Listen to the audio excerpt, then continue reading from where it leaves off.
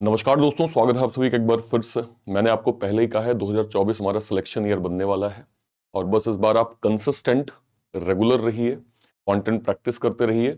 2024 आपका selection year जरूर से जरूर बन के रहेगा और इसके कारण है कि इस बार बहुत सारी बम्पर वैकेंसीज आने वाली हैं। आईबीपीएस का कैलेंडर आपने देख ही लिया है।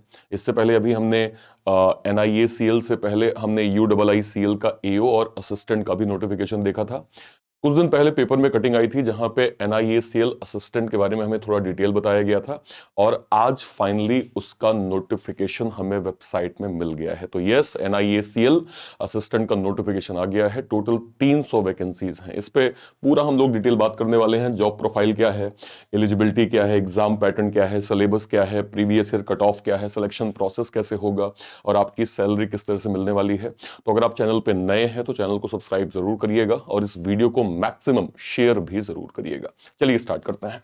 सबसे पहले मैं आपको बेसिक फंडामेंटल बता देता हूं कि NIACL का जो नोटिफिकेशन आया है 29 तारीख को, यानी कल जो है वो हमारी वेबसाइट पे प्रॉपर पब्लिश हो गया है और इसमें टोटल वैकेंसीज 300 हैं। बहुत अच्छी वैकेंसीज हैं और आप इसके लिए बहुत आराम से सिलेबस को तैयार करके एग्जाम को दे सकते हैं। ठीक है, इस पे रजिस्ट्रेशन कब से स्टार्ट होंगे उस पे हम लोग थोड़ा डिटेल बात कर लेते हैं। तो रजिस्ट्रेशन यानी फॉर्म फिल करने की जो डेट स्टार्ट होगी वो 1 तारीख से स्टार्ट होगी, यानी कि 1 फरवरी से।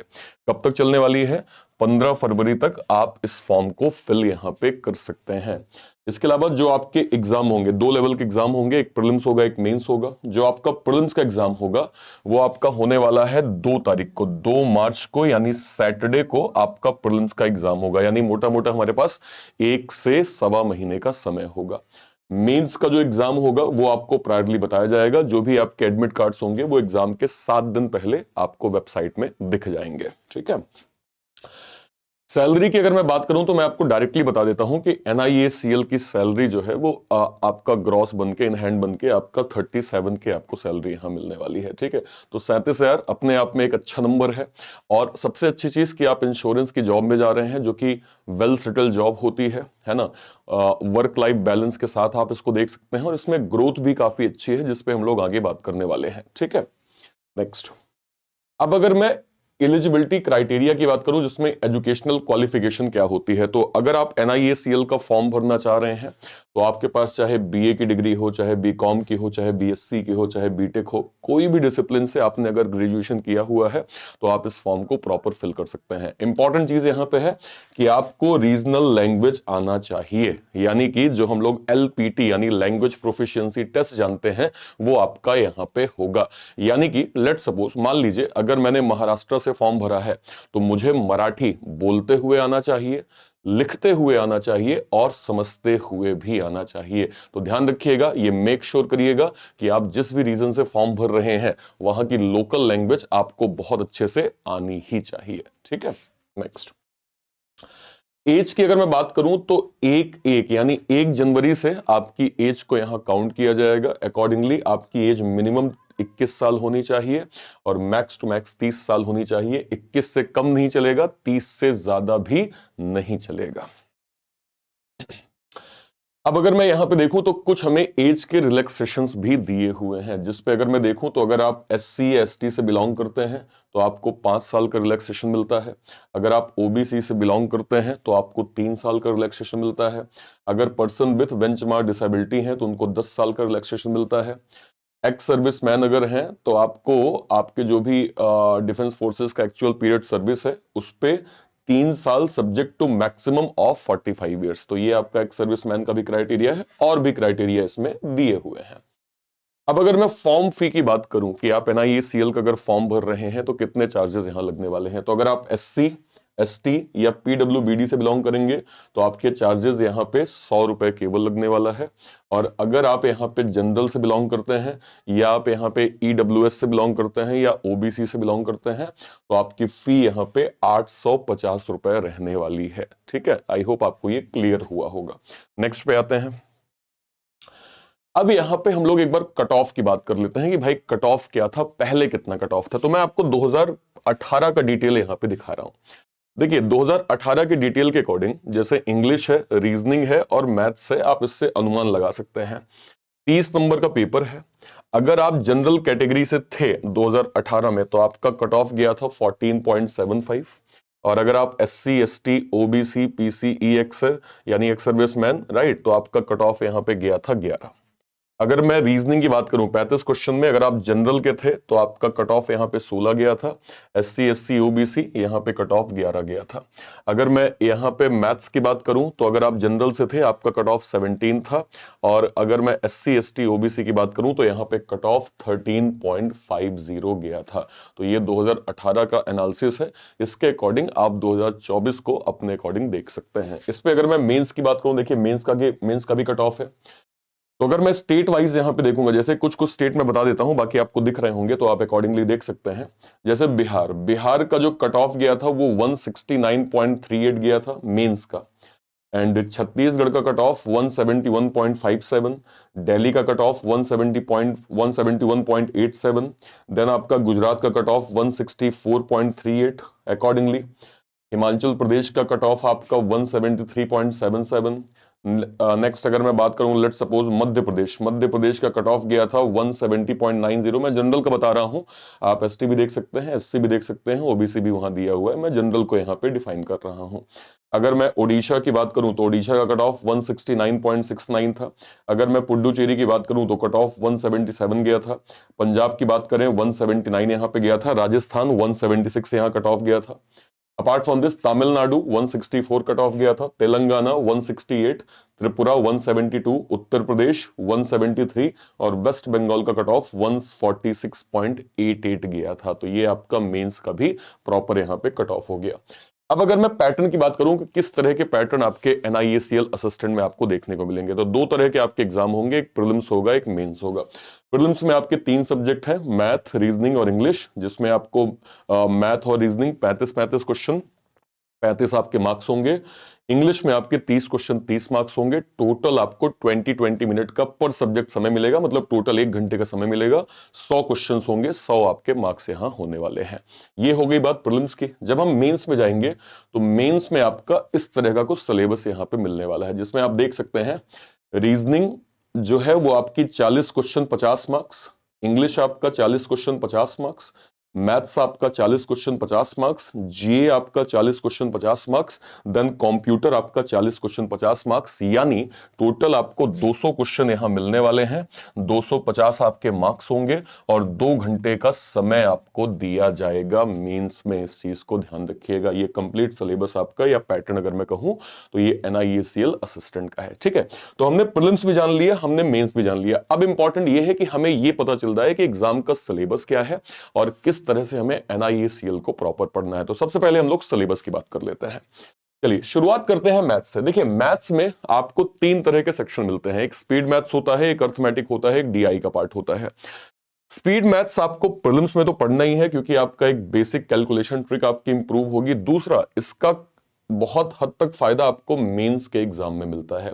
तो आपको स्पीड मैथ्स में simplification, approximation, number series, quadratic, average, average तो आपको अर्थमेटिक में हो गया, क्वाड्रेटिक, ये 4 टॉपिक सबसे पहले आपको स्पीड मैथ्स में काम करने हैं। उसके बाद अर्थमेटिक के वो टॉपिक जो आपने 10th में पढ़े हुए हैं, जो आपने 10th में पढ़े हैं वही टॉपिक है। लेवल ऑफ डिफिकल्टी आपकी अलग अलग हो सकती है। Average, ages, percentage, profit loss, mixture relation, permutation, combination, probability, work and time, SICI, mensuration, pipe and cistern, time and distance, boat and stream, train problem, ratio proportion, quantity comparison and DI अलग अलग section में पूछा जा सकता है। कैस्टलेट हो गया, pie chart हो गया, लाइन चार्ट हो गया। तो ये कंप्लीट सिलेबस आपका मैथ्स का है, जिसको आपको NIACL असिस्टेंट के लिए कवर करना है। ठीक है, नेक्स्ट पे आइए।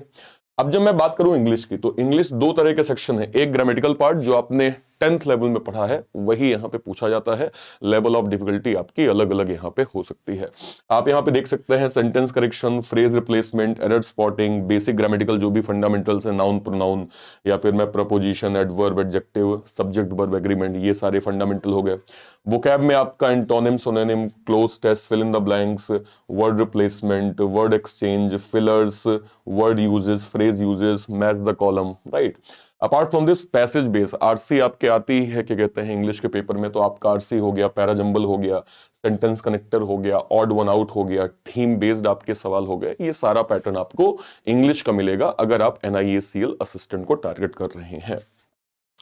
रीजनिंग की अगर मैं बात करूं, यानी मैं अपने सब्जेक्ट की अगर मैं बात करूं, तो मैं आपको यहां पे क्लियर कहूं तो अब जो है वो रीजनिंग दो सेक्शन में डिवाइड हो गया है, एक सेटिंग और पजल का और दूसरा मिसलेनियस टॉपिक। सेटिंग पजल क्यों डिवाइड हो गया है? क्योंकि अब एग्जाम में मोर देन 50%, इवन 70% तक का वेटेज सिटिंग और पजल का एग्जाम में अब रहने लगा है।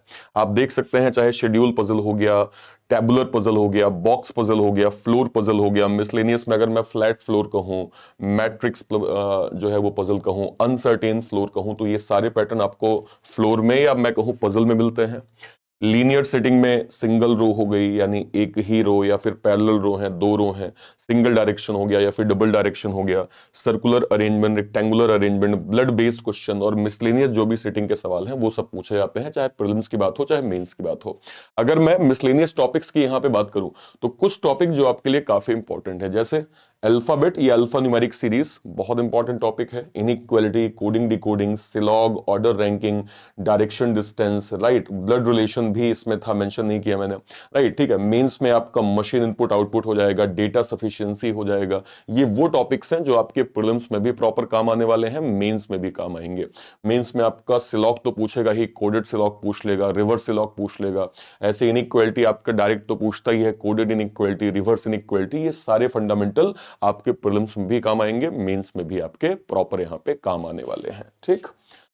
अब इसके बाद जब हम करंट अफेयर की बात करते हैं, तो जनरली अगर आप किसी भी करंट अफेयर के टीचर से पूछेंगे तो वो एक चीज आपको गाइड करते हैं कि एटलीस्ट 6 महीने की आपको करंट अफेयर तो प्रॉपर ठीक ठीक आनी ही चाहिए। और इसमें क्या क्या आपको पता होना चाहिए कि भाई नेशनल के और स्टेट्स के अफेयर्स क्या है, नई न्यूज क्या है, इकोनॉमिक, बैंकिंग और बिजनेस की न्यूज क्या है, कहाँ कौन से अपॉइंटमेंट्स हुए हैं, कौन सा रिजाइन हुआ है, कौन से समिट जो है वो ऑर्गेनाइज हुई है, कौन कौन सी कॉन्फ्रेंसेज हुई हैं, कौन कौन से इंपॉर्टेंट इवेंट्स और डेज यहाँ पे हुए हैं, कौन कौन से एमओयू साइन हुए हैं, मर्जर कहाँ पे हुआ है, कौन कौन सा एक्विजिशंस हुआ है, ये आपको देश दुनिया की खबर एटलीस्ट पता होनी चाहिए, ठीक है।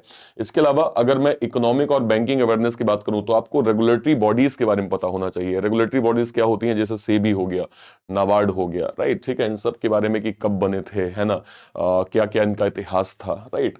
इसके अलावा भारत में मनी मार्केट कैसे काम करता है, भारत का बैंकिंग सिस्टम क्या है, बैंकिंग की टर्मिनोलॉजी क्या है, आरबीआई की फोकस कोई न्यूज है क्या, कोई सोशल इशू चल रहा है, कोई उससे रिलेटेड कोई टॉपिक इस समय ट्रेंडिंग है, तो उसके रिगार्डिंग भी आपको थोड़ा सा आइडिया होना चाहिए। जब हम जीए की बात करते हैं तो स्टैटिक अवेयरनेस भी हमसे पूछा जाता है, जिसमें इंडिया के स्टेट्स और कल्चर के बारे में पूछा जाता है, देन कंट्रीज, कैपिटल और उनकी करेंसीज। जैसे आपने सुना होगा ढाका टका, ढाका टका, ढाका टका बहुत बोलते हैं, तो इसका मतलब ये होता है कि बांग्लादेश की जो राजधानी है वो ढाका है और करेंसी जो है वो क्या होगी, टका होगी, ठीक है। नेशनल पार्क्स हो गए, वाइल्ड लाइफ सेंचुरीज हो गए, राइट, ठीक है।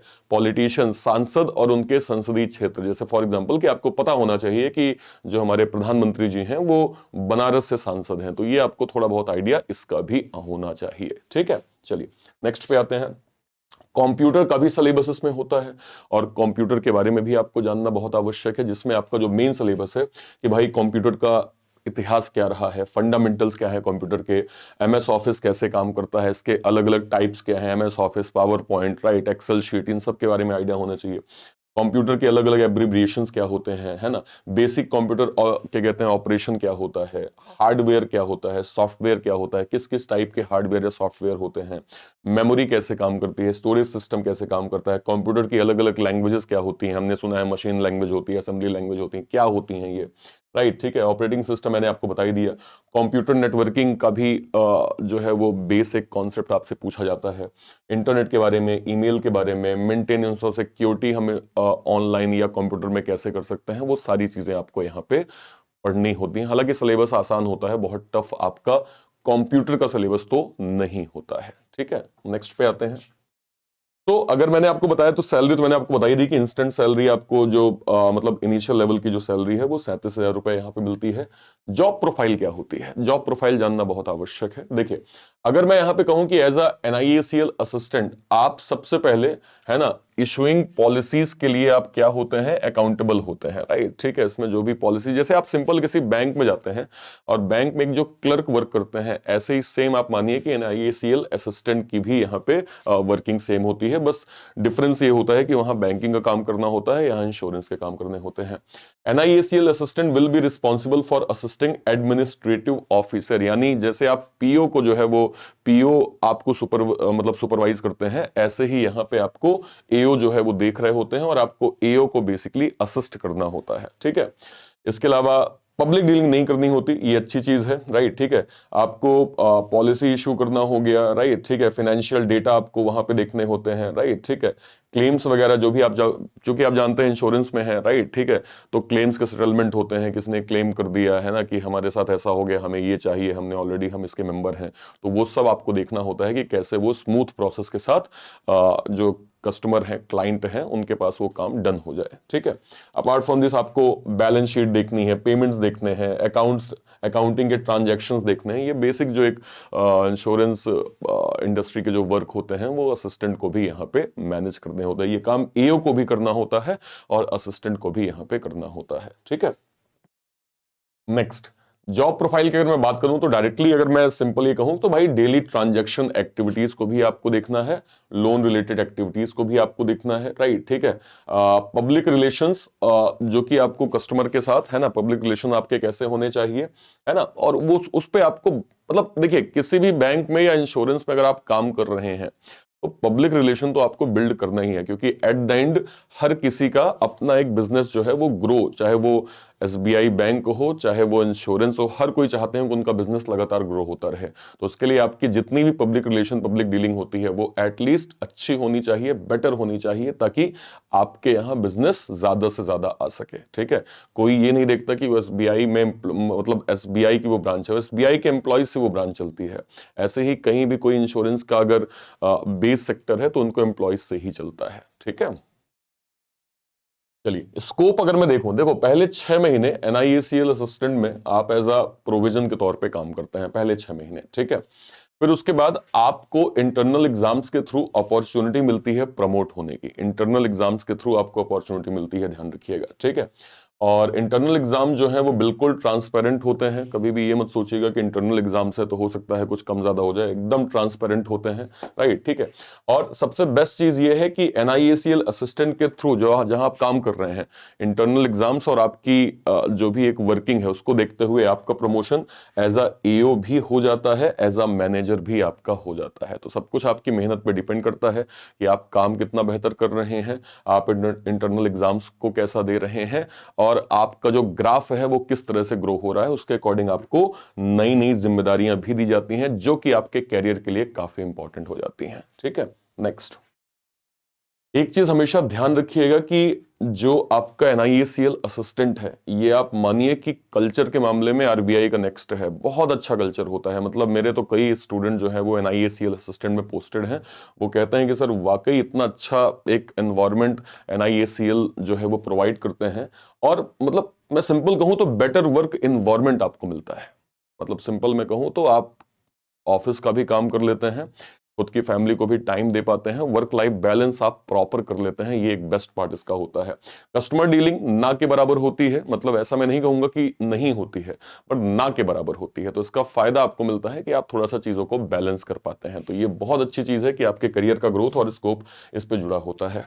अब आप इसकी तैयारी कैसे करेंगे, देखिए दो चीजें मैं आपको बता देता हूं। सबसे पहले PW अब ऑफलाइन भी आपके शहर में आ गए हैं, यानी कि ऑनलाइन के साथ साथ अब आप ऑफलाइन भी NIACL असिस्टेंट की या किसी भी गवर्नमेंट एग्जाम की, चाहे बैंक हो, चाहे SSC हो, चाहे टीचिंग हो, चाहे यूपी पुलिस हो, चाहे स्टेट लेवल हो, आप सभी की तैयारी यहां प्रॉपर कर सकते हैं। आपके नजदीकी शहर में जो भी आपका है वहां पे हम लोग ब्रांच बहुत जल्दी ओपन करने वाले हैं और लगभग हमारी प्रोसेस भी स्टार्ट हो गई है। तो अब आप हमसे ऑनलाइन भी पढ़ सकते हैं, ऑफलाइन भी यहाँ पे पढ़ाई कर सकते हैं।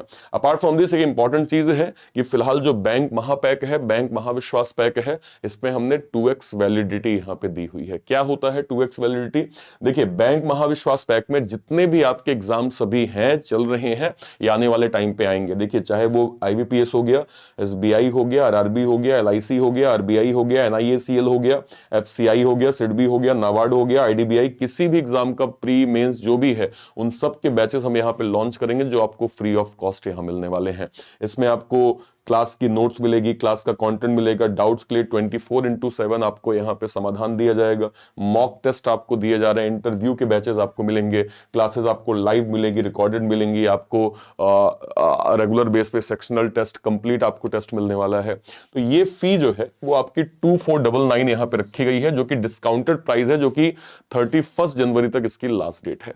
इस पे आपको क्या मिलने वाला है? 2 साल तक 2499 में हम जितने भी बैचेस लॉन्च करेंगे वो सब कुछ आपको फ्री ऑफ कॉस्ट यहां मिलने वाला है।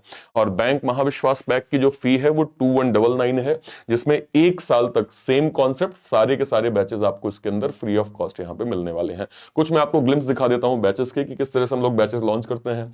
जैसे SBI क्लर्क मेंस का यहाँ पे बैच हो गया, IBPS PO SBI PO का कंप्लीट इंटरव्यू बैच हमने लॉन्च किया है।